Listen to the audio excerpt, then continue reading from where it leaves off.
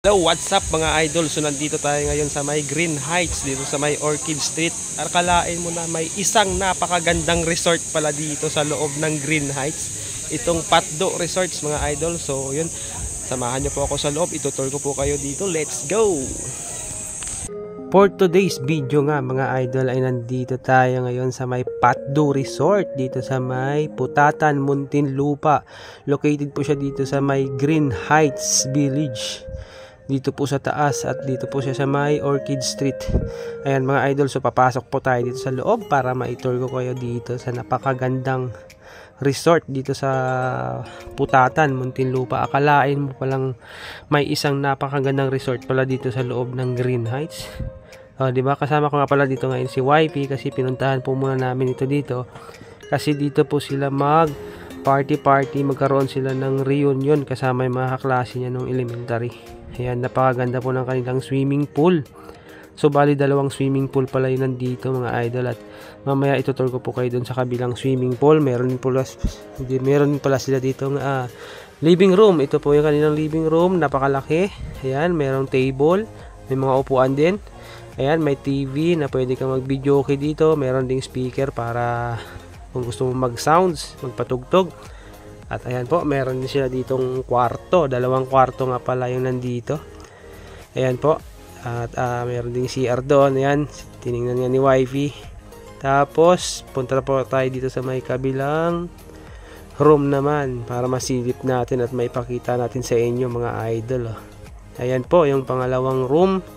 Ayan, kompleto din. May aircon, may electric fan. Kung gusto mo mag-electric fan, pwede rin.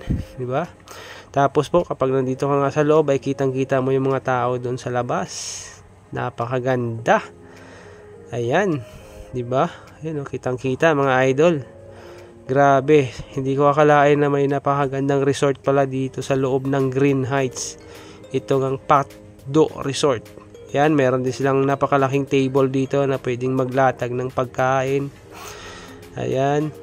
So, meron ding napakaraming upuan. Ayan, meron din sila ditong lababo, napakalaking lababo, at meron ding tubig, may maliit na table diyan, na round table.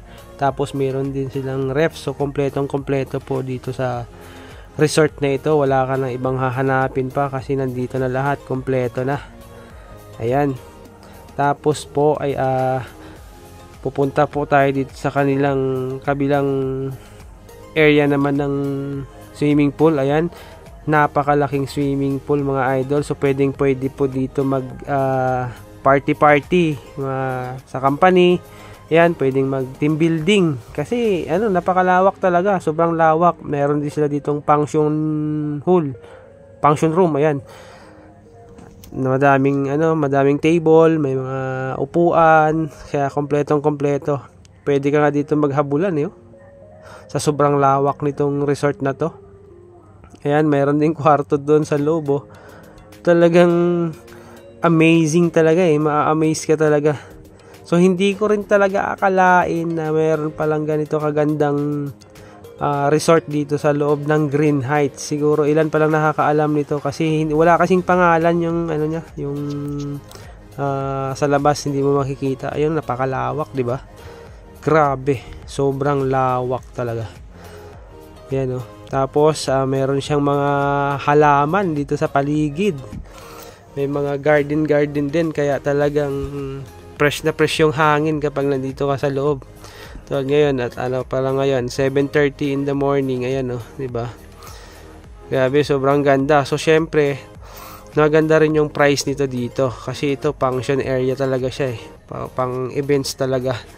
Kaya maganda din yung price niyan. So syempre, pagka gusto niyo dito, kausapin niyo na lang yung caretaker nila saka yung may-ari siguro ng resort. Basta dito po ito located sa may loob ng Green Heights sa may Orchid Street. Yan mga idol. So yun lang po. Thank you so much for watching at God bless po sa ating lahat. Alright. Sunset high and I'm putting so blood rush in a hazy glow. My hands still cold.